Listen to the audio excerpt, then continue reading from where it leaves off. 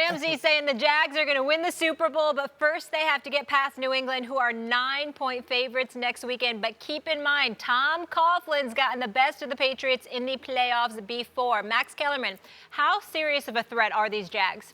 They're serious. And by the way, Tom Coughlin, remember when he showed up in Jacksonville and the question was, hey, he's on the sidelines and he's giving Doug Monroe advice and all this kind of stuff and what's going on? Is that going to work? Boy, did this turn into a Tom Coughlin team pretty quick, didn't it? Yeah, it worked kind of good. Blake Bortles made throws to win that game. And that's why you have to take Jacksonville very seriously. We knew the defense was going to be good, even though Pittsburgh kept coming and hung a big number on that defense ultimately. They did that because they have otherworldly offensive talent and because Jacksonville also scored. There were more possessions in the game and that sort of thing. And Pittsburgh just made plays. So it's not like Jacksonville can't be scored upon, even though everyone knows they have a great defense. Blake Bortles, while he wasn't playing from behind, he was playing with a lead the whole game.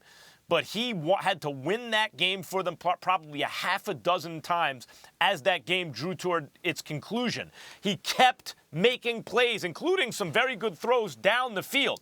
So if Blake Bortles can do that, if that's who he is, in the moment of truth, he can complete passes down the field. I'm considering, I haven't made my choice yet, I'm considering picking them in the upset. Let's consider that this Bill Belichick version of the Patriots is not doesn't always muster a great pass rush, right? We've seen that. So, and he's going to take away the run. Fournette's going to be keyed on. So, really, it's going to come down to the Patriots saying, okay, Blake Bortles, let's see you make some plays with your arm to beat us. And Blake Bortles just showed he's capable of doing it. You got to take the Jags very seriously. Well, I agree with you. You have to take the Jags very seriously. There's no denying that, but I have a different reason for it.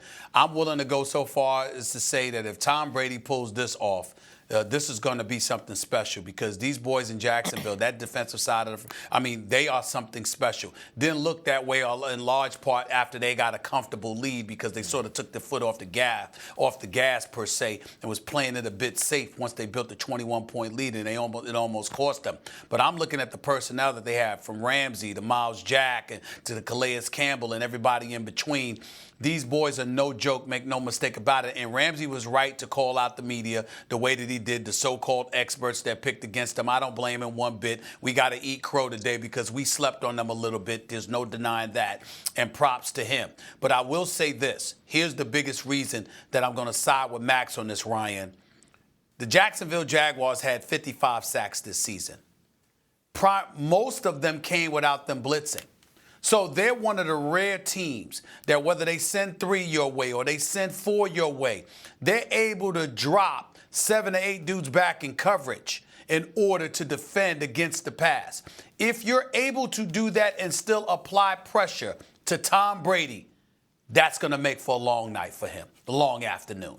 That's the real reason that I stand out, that I stand looking at the Jacksonville Jaguars as a significant threat to New England. If you had to come up with a myriad of blitz packages, a la Jimmy Johnson years ago with the Philadelphia Eagles, when they were going to NFC Championship games, that would be entirely different. But you don't have to blitz if you're Jacksonville to apply pressure to Tom Brady, because you won't have to blitz and you're able to drop a significant chunk of individuals back in the coverage 7 or 8 deep. That's going to make life difficult for Gronk, not just anyone, for Amendola, and everybody else in between. And that is what I think. That's why I think New England could be in a world of trouble. This is going to be a very interesting AFC Championship game. How do you defend New England? Let's go New York Jets, 2010, man-to-man press coverage. Put Darrelle Revis in the slot on Wes Welker. Find ways to pressure Tom Brady with 4.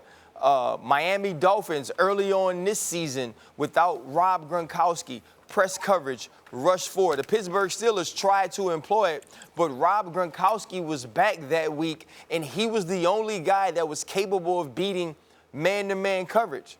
So when you look at this Jacksonville Jaguars defense and the roster they've built through the draft, through free agency, they're the perfect team defensively. You can rush 4. You can play man-to-man on all the guys in the back end. A.J. Boye is an all-pro. Obviously, Jalen Ramsey, Barry Church. Miles Jack is an extremely athletic linebacker. But they have one thing that other teams don't. Aqib Talib, years ago, man-to-man on Rob Gronkowski, did an excellent job. Number 20, the guy that, you know, talks big, says, hey, we going to the Super Bowl and we going to win that you-know-what. If Rob Gronkowski splits out, are you scared to put number 20 on Rob Gronkowski? Not at all. Do you think you can still rush the passer with Dante Fowler, Malik Jackson, Calais Campbell? Absolutely. If Blake Bortles can make the throws that he needs to make, and it's not Blake Bortles against Tom Brady.